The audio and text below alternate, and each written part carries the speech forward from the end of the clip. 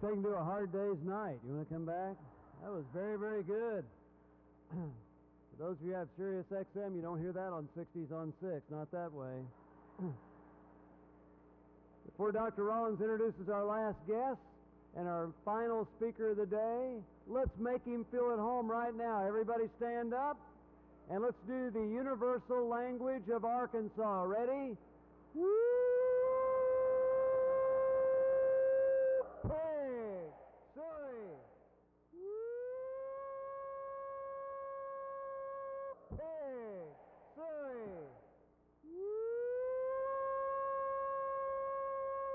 Pig! Sorry! Razorback!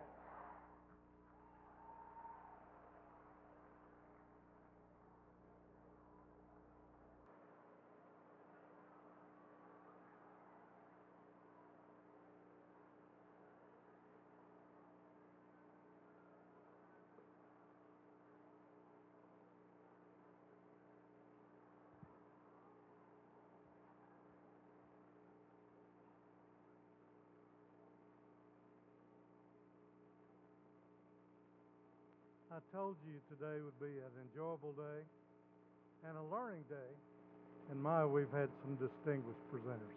Thank you all very, very much. It is my privilege now to introduce the Chancellor of our University of Arkansas. Dr. Gearhart has led the university with distinction. Our university continues to grow and get better and better and better.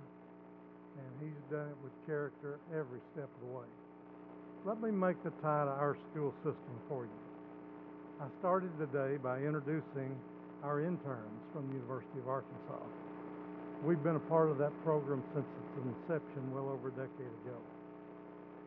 There's nationally recognized program after program, and as I said earlier, with my remarks, you can add to the list. But the Walton College of Business, the Architecture and Engineering School, our health sciences, our agricultural sciences are phenomenal, nationally prominent educational colleges. The partnerships that we have with the university are so deep. In addition to the MAT program, our new career coaches program is just getting off the ground, and we'll see the benefit of that partnership with our university in just a few days. Our family literacy initiative, which is a foundation piece for our school system today, our university was there working with us.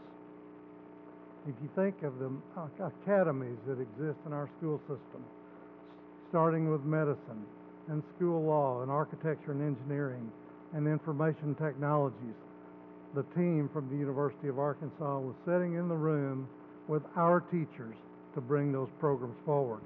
Our arts program, our bands, our choirs have underpinnings with the University of Arkansas and so many others. Dr. Gearhart, it is a privilege for me to invite you to the stand. Please help me welcome the Chancellor of the University of Arkansas.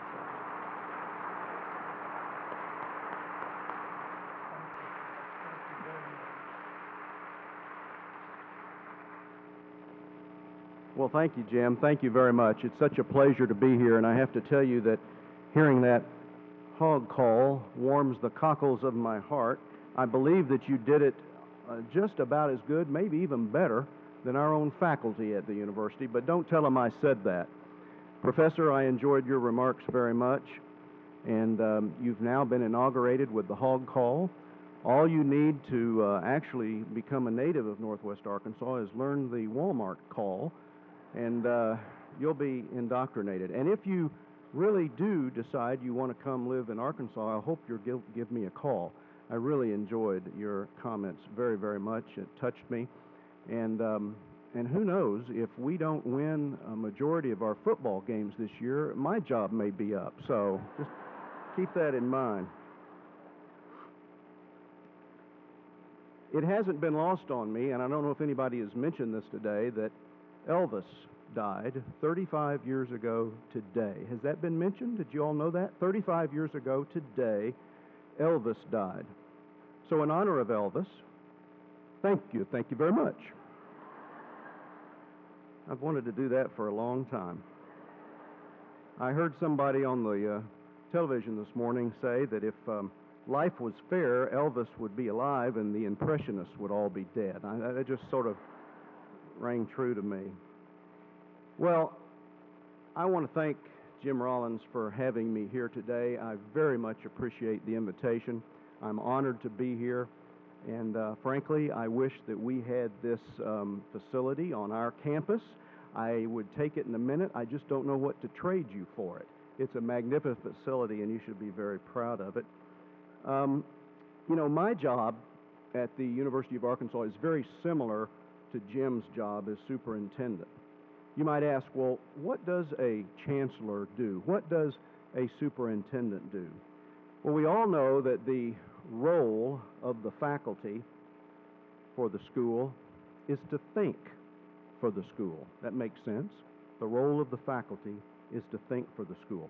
The principal's role is to speak for the school. And the superintendent's role is to keep the faculty from speaking and the principal from thinking. And that's somewhat what I do at my institution, Jim.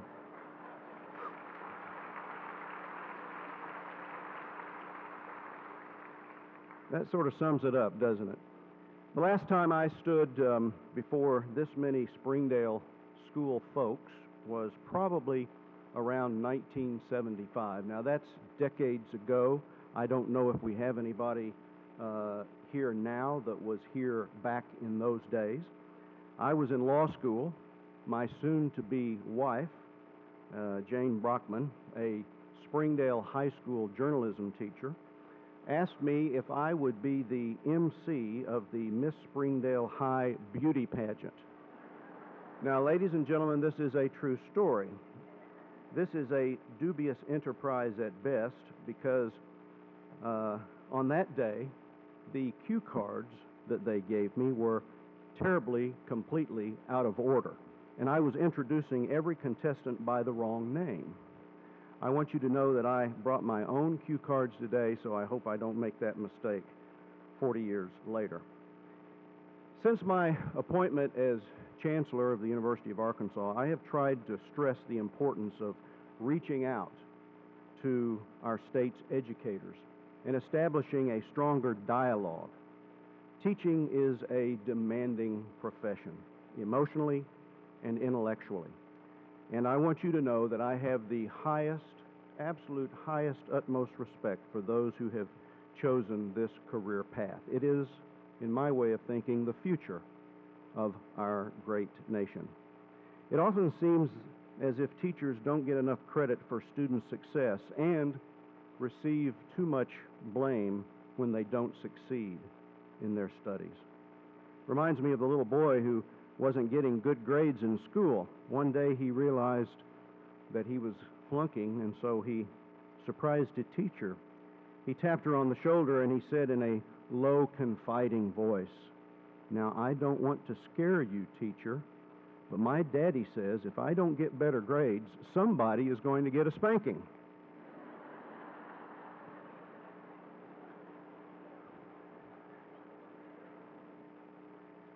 I want to take just a few minutes, and I know I'm in between you and getting to go home for the day, so I'm not going to take a lot of your time, but I do want to talk about two things. First thing I want to do is update you just a little bit about what's happening on campus. And then Dr. Rollins asked me to share my thoughts on the new Common State Core, those standards, and I'm pleased to do that. Like the Springdale School District, the University of Arkansas is gearing up for another very, very busy year. As most of you have probably heard or experienced directly on a recent visit to campus, we have grown dramatically in the last few years. This year will be no different. We are anticipating another sizable enrollment. We'll probably leap to about 24,500, maybe 600, maybe even more than that. That is an increase since I took this job of about 6,000 students. I like to use the analogy for those of you who might have gone to that great institution in Conway, Hendrix College, that we have in a sense built 5 new Hendrixes at the University of Arkansas just in the last few years with the increase of our student body. We have also increased diversity on campus, and this is very important for me. In 2 years, we have increased the number of African Americans in the freshman class by 17%. The increase for Latinos has been even more dramatic. We have more than doubled the number of Latinos, going from 187 in the freshman class in 2010 to 412 this fall. And the ACT scores of these students have improved over the last 2 years thanks to special training programs we now have in place. We have also improved access to the poorest students in our state. Last fall, 23% of our new freshmen received Pell Grants. That is up 16% in just 5 years. I don't want to digress, and I don't want to spend really any time on this because I could talk all day about it. But I do want to say one thing to this distinguished group. I don't understand, by any measure, why our state won't give students that came here when they were children, grew up in this community, went to high school, got good grades, just want to better themselves, but they're not documented. I don't understand why our state won't give them in-state tuition.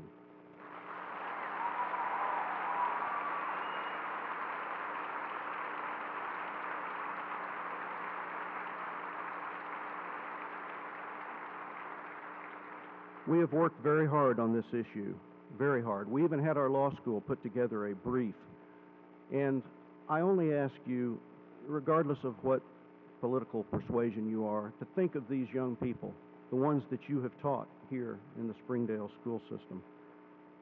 I believe very strongly that our nation, our state, will be much better off if we can find a way to educate these good people. So back to the university. We are growing in so many ways. We are shaping a university that will grant access to diverse communities and to the economically challenged, as well as some of the brightest students in the country. We're anticipating reaching 28,000 students in the not-too-distant future. We're growing this year by about 1,400 students, and I think we'll probably hit that 28,000 number very soon. Well, that sounds like an awful lot. It would, in fact, still be below the current SEC average of 30,000 students, and well below, as you know, major state schools like the University of Texas, Ohio State University, the University of Florida, and on and on. Our primary concern is that we remain the right size to serve best our students and our state. Part of our being what we think is the right size is the student-teacher ratio. We don't want our students to get lost in the shuffle. Toward this end, we have been very pleased that we've been able to hire 50 new tenure-track faculty and about 100 non-tenure-track faculty just this past couple of years. We don't know of very many institutions in the country that has been able to grow this rapidly, and we want to maintain that student-teacher, student-professor ratio of about 18-to-1. Growth has also required us to fast-track a lot of construction projects. If you've been on campus, you know what I'm talking about. It's not easy to get around right now. This has been particularly true for the renovation of some of our more iconic buildings. We've got Hotz Hall. Some of you may have stayed in Hotz Hall in your day, which will become a residence hall again. We're building a new residence hall called Founders Hall up adjacent to Bruff Commons. We just finished the new Gene Tyson Child Development Study Center, very proud of that, and recently opened the Epley Center for Health Professions, where our nursing and communications disorders programs now reside. We also expect to have 2 new lecture halls. I don't think we're going to have them finished in another week when our students come. They'll be coming Monday. Frankly, almost all of them are here now, and almost all of them have tried to park in my parking space. But we are trying to get our Hillside, what we're calling Hillside Auditorium Complex, finished by the end of next month. Now, for those of you who went to the University of Arkansas, you may remember that awful science and engineering auditorium that you had to walk down into. Do you remember that? Well, you'll be pleased to know that that has gone. We imploded that. We'll have a brand new auditoria complex that will seat 500, 350 that will be open very soon. Additionally, we acquired property previously owned by Southwestern Energy on North College Avenue, a location that we're now calling the Uptown Campus, and we're very proud of that. Other projects underway that really are requiring us to grow in terms of our physical plant because of our students will be Volwalker and Ozark Halls, a new football center which is under construction, and many, many other things that we have planned. We have also been looking and studying about an urgent need to build a new general purpose classroom and laboratory building, and we think that we'll probably go to the board perhaps even in September to do that. We think we have a way to finance it. It will be a multi-million-dollar building, probably on Dixon Street, across from the Bell Engineering building. And I mentioned about your wonderful Performing Arts Center here. We're going to have a Performing Arts Center on our campus. We have a lead gift. We'll be announcing it fairly soon. And we're going to convert the old field house into a performance venue for about 600 or 700 people. It'll be about a $17 million project, and we're very, very pleased to be able to do it. I call it the old field house. To a lot of you who went to the university, it's the old men's gym, but I'm told that is politically incorrect to say the old men's gym, but you know what I'm talking about. So that's some of the things that are happening. As long as Arkansas is second to last in the country in the percentage of adults with college degrees, increasing enrollment will be a top priority for our state's colleges and universities. If we want a better life for people in Arkansas, we've got to get more Arkansans earning baccalaureate degrees. As you know, we are next to last in the nation. Next to last. We used to say thank goodness for Mississippi. Well, now it's thank goodness for West Virginia. We are next to last for the production, for the number of our citizens that have baccalaureate degrees in our state. More graduates will increase wages, expand the tax base, and stimulate economic activity, among other lasting cultural and social benefits to Arkansas. After 5 years of nearly flat state appropriations, increasing the enrollment also has enabled us to keep tuition increases lower by generating more revenue, and we're proud of this.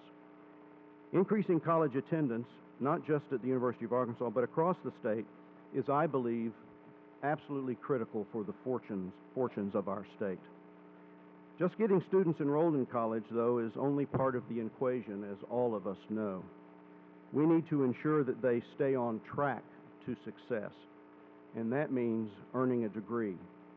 Some of this depends on ensuring that they have the financial and academic support they need to get through the rigors of college.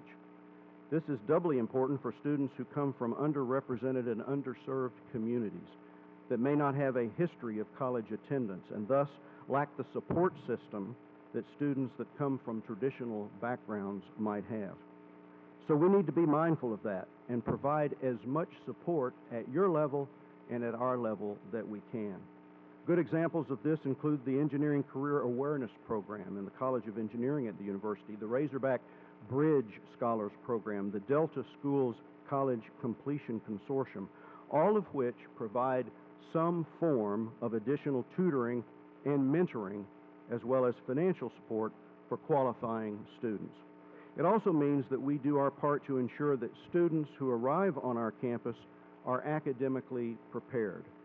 As I am sure you are aware, success in college begins long before students ever step foot on a college campus.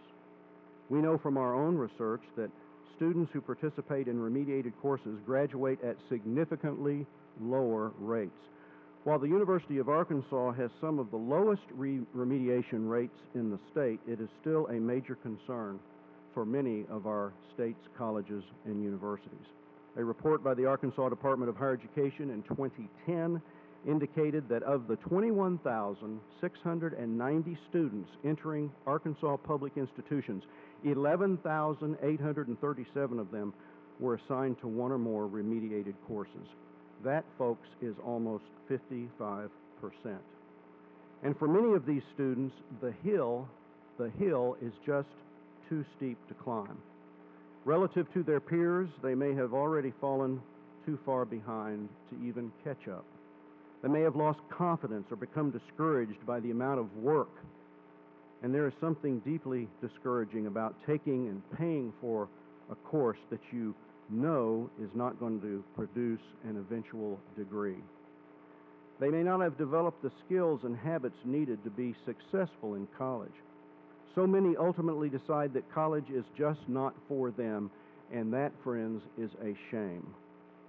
The key, clearly, in my mind, is bringing students in at a higher level, a more confident, a more capable level, ready to take full advantage of the opportunities provided by a college campus, such as undergraduate research grants and study abroad programs.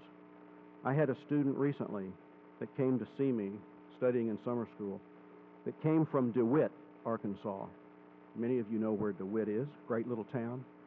That person had never been out of the county until she came to the University of Arkansas. She's now in her senior year.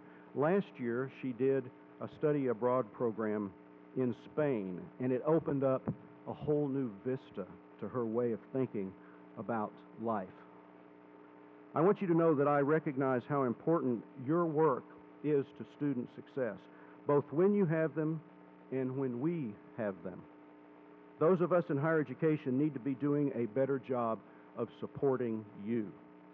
There is simply too much leakage in the educational pipeline. We need a mutually reinforcing system of teaching, advising, and counseling at the K through 16 levels. Unfortunately, ladies and gentlemen, colleges and universities and K through 12 don't do a very good job of talking with each other. I think that's changing. We must talk more. We all are in this together. One attempt to improve on college readiness is, of course, the Common Core state standards, which have been adopted, as you know, by 45 states nationally. I understand that these standards are not universally liked. Many of you here may not like them, although I think that they are widely supported, both within the Springdale School District, I'm told, and certainly on our campus. Regardless of the policies that created them, they are the present reality for our state, and they are here, I think, to stay. The general consensus in our College of Education and Health Professions is that the Common Core is a game changer. It can be a game changer, not just for the schools tasked with implementing them, but for our college and our university as well. The Common Core state standards directly impact how the University of Arkansas prepares and thinks about teacher preparation. Our teacher education program has taken steps to make sure that the candidates we are preparing today are not only ready to implement the Common Core standards, but are also ready to take leadership roles in the districts around the state and indeed the country. Additionally, many faculty members have been working with groups of teachers and school leaders to aid in the implementation process. In fact, I'm told that the College of Education and Health Professions collaborated with Associate Superintendent Marcia Jones last May for a one-day conference on this very topic, and they will seek to find ways to continue to collaborate in the future. There is no question that this topic will become a focus of research among our faculty and graduate students. Our researchers will undoubtedly depend on our state's K through 12 teachers to help support that research, and those teachers will be the direct beneficiaries of whatever insights are gained. I guess we are, in a sense, in a training period. There's a lot of unknowns, but again, we're in this together. Elementary teachers being prepared today in the College of Education and Health Professions are also diversifying the focus of text used in school. They are working to find an equal balance between fiction and nonfiction, which was not the case, I think, when many of us were in school. An emphasis on STEM fields has also become an important component of that nonfiction focus, giving students an early grounding in math and science concepts that they will be asked to master in greater detail later in their continuing education. The Common Core are also expected to break down the artificial boundaries that have historically divided the core content areas and replace them with more productive interdisciplinary partnerships. This is very evident at the university level, where teacher educators are working hard to construct working relationships with their colleagues in other departments and across collegiate lines. Interdisciplinary collaboration is indeed the wave of the future. In doing so, our aim is to ensure that our graduates possess the depth and breadth of knowledge needed to implement the core in schools throughout Northwest Arkansas and indeed the state.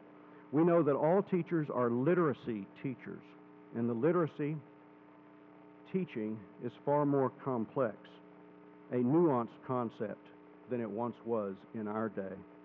Students will need to demonstrate the ability to write across several disciplines rather than just for composition classes, and compose using texts such as film, music, pictures, words meshed together, and of course, the great internet. The professionals in the College of Education and Health Professions are also making changes in their curriculum, textbook selections, and expectations of students to align with the Common Core. There is no doubt, in my mind, that the Common Core requires more of teachers as well. And those entering the profession need to be highly committed to the success of their students. The new standards will not make a difference in student learning unless our teachers know how to design quality instruction that matches the students' needs. We need to help them do that and be on the cutting edge of new practices and ideas, and I pledge to you to be certain that we are. We have to get innovative and creative and focus on quality instruction and managing complex tasks in the classroom so that implementation is more likely to happen. Now, this isn't going to happen overnight, we know that, but we are committed to preparing teachers to meet the demands of the new Common Core state standards.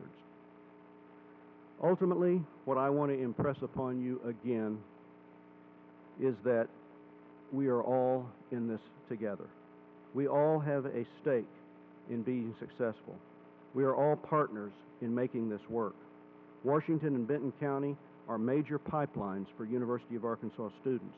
The University of Arkansas is clearly a major pipeline for sending teachers and school leaders to Springdale Public Schools.